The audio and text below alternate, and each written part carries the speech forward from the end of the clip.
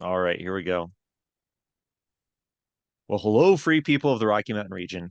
This is the fifth video in a series with Natalie Menton and myself regarding the 2023 Colorado property tax situation.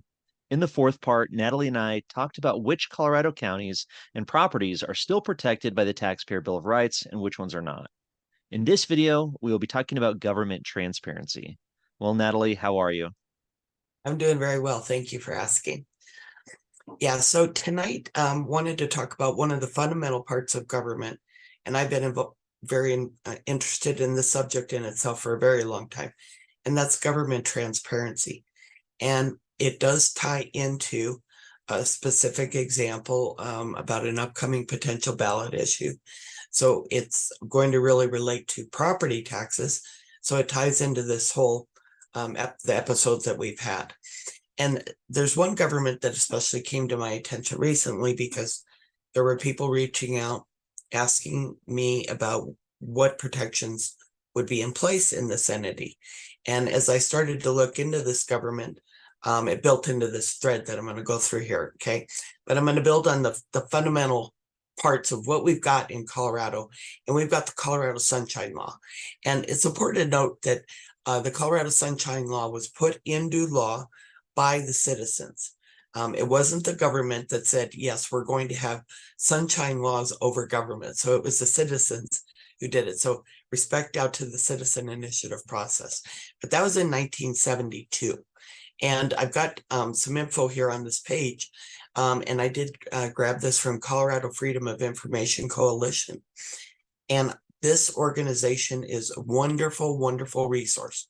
So I hope anybody who's watching will consider donating a little bit to that organization. It's Jeff Roberts in large part, and he over years has been such a great resource and person I could reach out to when I have questions, both as an elected official and as an activist on how to ensure that there's open government. So again, I'm just kind of stating there that's been a passion for a very long time. Some challenges when I was elected on RTD and things that I wanted to make sure stepping over the line, tipping the boat, I guess, would best describe how I felt when I was on RTD. I'm going there for real quick, that, made headlines in providing information to citizens instead of making them request it, which is the way elected representative really should be, in my opinion. Okay, so here in Colorado, we have this law, the Sunshine Law. And basically, it is giving notice of meetings, of what's going to occur. Well, in this case, where we're going to be talking about here with this transparency issue, it goes into executive sessions. And while meetings of governments are open to the public, there are certain sessions that they're allowed to close the door on public. Public can't attend. Those are called executive sessions. And there's supposed to be certain process to ensure the government is doing that right. Frankly, in my mind, it's having seen it over and over, it's overused, and I'll talk about that in a second. But there needs to be notice of what's going to occur in that closed door meeting, so citizens are able to know what's going on behind the door. There needs to be, as I've noted in here, a particular matter of what's going to occur in that discussion must be announced to the public. I'm just reading it here, with specificity as much as possible. And before they can also convene that meeting, giving the legal citation, because it needs to have within certain exemptions. I'll talk about that in a minute, as to falling within that they can discuss. They can't just go in there to discuss certain things.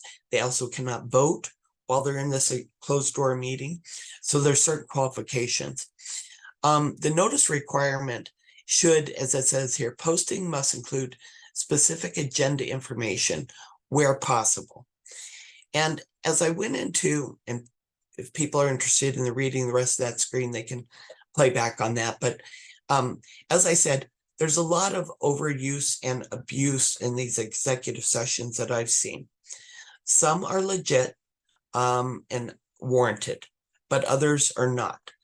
And as I stated, there's one government entity that people have been reaching out, at least a few of them, to me about, especially because there was a Denver Post article about this. and it pertains to Arapahoe County. So I started to look into Arapahoe County, so I was prepared to answer more questions I feel will be coming forward because of a potential ballot issue.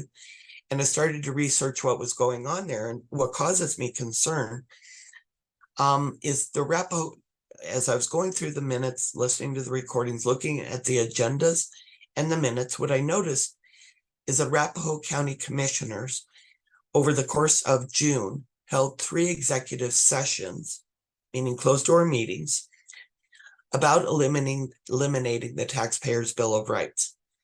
The problem here is that the public wasn't given 24-hour notice of these meetings. So looking at the breadcrumbs here, right? Because we want to have factual information.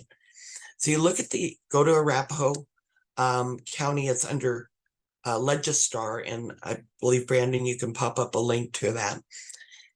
That the agendas for Arapahoe County for June 12th, 20th, 26th listed an executive session was going to occur, but said they didn't list what that specific topic was. Instead, what they expect someone to do is to be listing in at 3 p.m.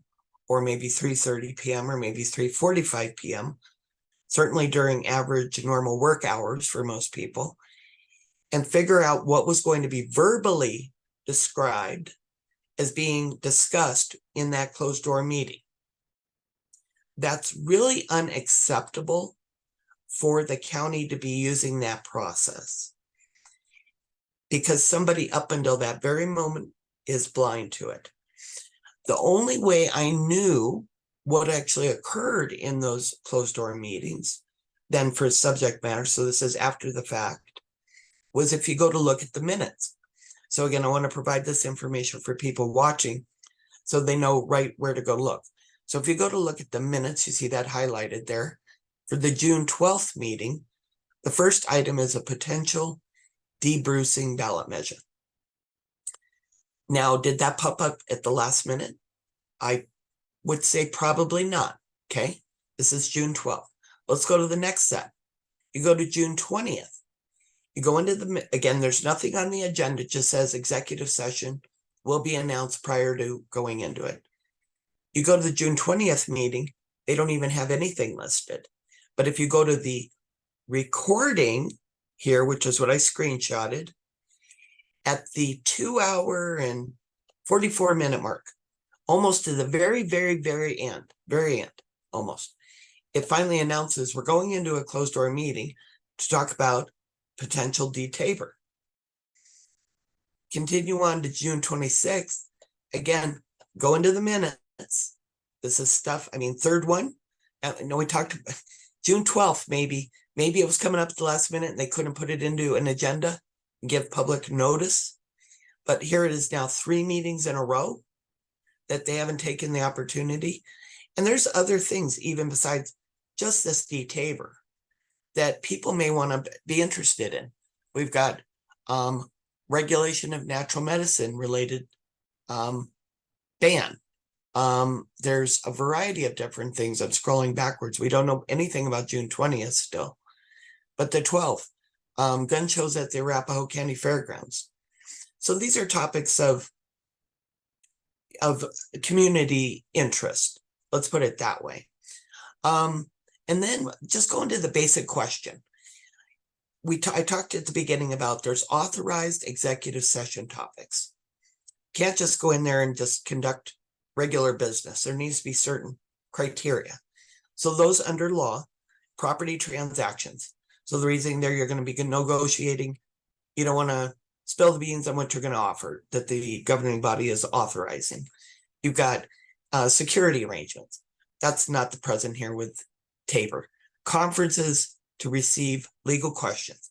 Okay, 3 meetings of that could be, but also negotiation strategy. Now that's the government negotiating strategy against the taxpayers, if they're going to use that reason for why they're able to do this behind a closed door. Personnel matters. That's not this subject. Matters to be kept confidential. No, there's nothing that says you keep TABOR confidential. So going back to the very first place, besides this notice problem, there is why is it that Arapahoe County and other elected representatives in other jurisdictions, this is where, okay, I focused in on Arapahoe, but this is something that I've seen happen in other governments. There's a reason for this. But why are they shutting the public out from a TABOR or a tax policy discussion in the first place? These, as I underlined here in this present, these are elected representatives. Why are you doing these conversations behind a closed door, giving no notice? Well, let's move to the next slide. So why keep things secret? Because Colorado law prohibits elected officials from using taxpayer money to campaign for or against ballot issues. Now, that's the technical term is, when does it become a ballot issue?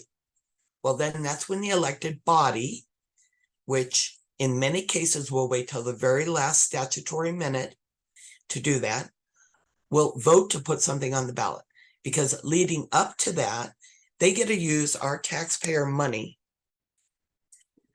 to persuade voters, poll voters, hire PR firms, using our money to strategize against us. Now, in Arapahoe County, they already said they spent money on a poll. And if anybody, for people who've participated in those polls, by the way, they don't ever give you the answer of keep government the same size, reduce spending. Instead what they do is, what are your priorities? And what they do is they give you, so is it transportation or is it human service or what is it? And then build that poll, which we, the taxpayers, paid for, which is then used as part of their campaign spiel. So, over the last few weeks, Arapahoe County, and again, I just want to emphasize, even though this is about one government entity, this is a widespread issue of using this delay in the tactics to put something on a ballot, to use our resources against us. So over the last several weeks, though, Arapahoe County has been using their social media and local news outlets to lay this groundwork for what's going to be a ballot issue. No specifics are given, and people can Google these up and look at them. But they've come up with this cute motto of, in one of them I noticed, modernizing finance, which I love it. I mean, there's bureaucrats who have spun what to call TABOR so many times. I mean, like, look at a horrible hoax, which is calling our TABOR refunds just a surplus, instead of telling, and so Arapahoe County here, they're using modernizing finances based on the fact that we have proof, which I laid out, that they've had 3 closed door meetings about a De-TABOR issue. They want to label it as modernizing finances. And it comes down to, taxpayers shouldn't be kept in the dark about this. They are elected representatives, and any of the electeds that follow this same game plan really should be called out about it. There's one thing, I'm going to go back to Colorado Freedom of Information Coalition. There was one of the previous shots, and maybe you can screenshot it. Per Colorado law, you can ask to be added to a sunshine list. And this is sweet. I think I'm pretty good at knowing our open record stuff and sunshine. But it states that if there is a matter of interest to you, you put the government on notice, and they will be responsible for informing you of any meetings that include that topic. I mean, that works pretty sweet. So we need to start using that law more. Anyway, with that, back to Arapahoe County. There's an upcoming telephone town hall. We've talked about some of the previous videos, speaking out to your local government about reducing the mill levy, because we want to defeat Prop HH, right? But meanwhile, what we also can do is, there's nothing stopping governments, local governments, which are the ones who actually collect the property taxes, are run by those property taxes. There's nothing from stopping them from reducing property tax by a mill levy reduction, because as we've just known before, the property tax increases we're looking at in January 2024 are going to be 25 to 40%. And we're going to talk about that a little more in another video. But in Arapahoe, you still have TABOR and other counties, other local governments, some of them, we did that in the last video, are covered by these protections. So we got to keep our TABOR. And for Arapahoe, you certainly have got something going on here. And they're just one example. There's a lot of local governments that use the off-year elections to run these ballot issues. And basically comes down to, do you know who's trying to get in your wallet? That's the end. So Wow. I wanted to run through that pretty quick. And I hope there's enough people watching in Arapahoe. They form a coalition. I believe there's already one out there starting. And I know out here in Jeffco, we've got battles. And I'm sure there will be more people reaching out. Last year, I did a project called the Election 2022 project, which was going through all of the counties, putting together all the local tax hikes. And we were talking a few hundred of them. So there's a lot of things that could be on the ballot. And it's about keeping up with what your government's doing, especially starting in study sessions. Because if you just watch the regular, like monthly meeting, by then you're already behind the game. So if you're going to go take the time to go into city council website or county or whatever, jump to study sessions first and briefings. Right. Do the research, learn what they're trying to do, put a game plan together, kind of. And I think, with enough experience watching this, you can kind of see where they're going as people do that, as they get involved with the study sessions and and some of these agendas that are listed on the websites. But I got to say, just the audacity of these politicians to have these closed door meetings to decide, the future, the fate of your family, of your pocketbook, of your taxes. I mean, it's totally disingenuous, and it spits in the face of democracy. This idea of a representative government where these politicians are supposed to be serving the people. They're supposed to be representing the people, and they should be welcoming honest and open debate with their constituents about something that they're spending taxpayer money and county resources on to put on the ballot. Of course, they don't want to do that. We can imagine, at least I would assume they don't want to do it because their plan is to take money away from these hardworking families in Arapahoe County.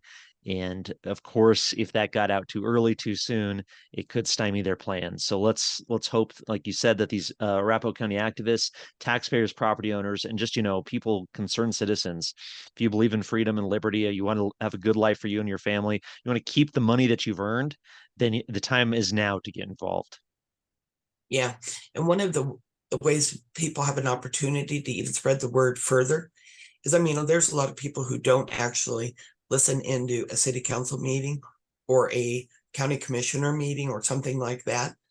But I know in both Arapahoe's case, because I was going through listening to the recordings, that they've got an upcoming town hall. Now, they had one a few months ago, laying the groundwork for what they were going to do. Again, why have these closed door meetings? There's no details that they've provided. So with this upcoming town hall, for people to get on board, there's usually, even though they say, if you send your number to this, we'll auto dial you when the town hall starts, just so you don't have to put it on a reminder and it comes in. And they'll want to control that conversation, right? They'll come in, they'll have these polls. I've even done these. I did these as RTD. So I've done it from the inside. It's the same guy doing the telephone town hall. No kidding. His name's Roger Sherman. All right. I know this whole thing. So there'll be a canned thing they'll go through, and then they'll have 4 poll questions, and it's all building towards that, that ballot issue.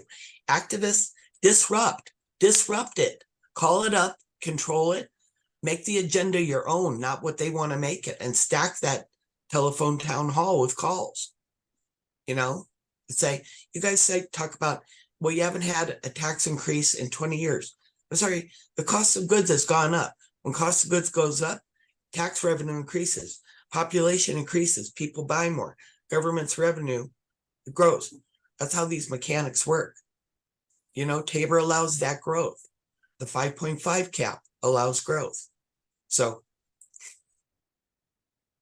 Definitely. And for anybody watching on YouTube or Twitter or Telegram or wherever you see this video, all the links to this telephone town hall, references, links to everything that was discussed on these videos is always at freestatecolorado.com. Just find this post for this video and you can get all the resources you need to dig in deeper. although they haven't given the date on Arapahoe, but the Jeffco one, if you post it, it's like August 1st. So all of these will be happening around that time, but it's not quite yet available. You have to check that. Perfect. Yeah, I'll post Free State Colorado on Twitter, or Facebook, or Telegram. I'll make sure to be blasting that out there as we get some more information. But this is the time to start planning, to start getting involved now. This November election, there's a lot at stake as usual, and you got to keep TABOR. You got to keep your taxpayer bill of rights. Do not give up your rights, people. Yes, and demand transparency in your government because that's the foundation of knowing what's going on and being involved in the process, knowing the deadlines for the gray book, all those kind of things that make a big difference in elections and your property taxes and your wallet. Because, the government literature never seems to mention, well, it does periodically, Blue Book actually, you'll see it, but local elections, government will be affected by this, government affected by this, government affected by this. But it doesn't ever say, oh, if the citizens got more money back in their pocket, they'll actually probably buy more goods, invest more, pay for their housing, so they don't need to depend on the government. Anyway, citizens have some good ways to spend their money. Definitely. Well, Natalie, thank you for this presentation. It was an eye opener. I really look forward to learning more about the Colorado, Freedom of Information Coalition, and I really appreciate all your hard work on this. Thanks. It was a good one. Thank you. All right, we'll see you next time.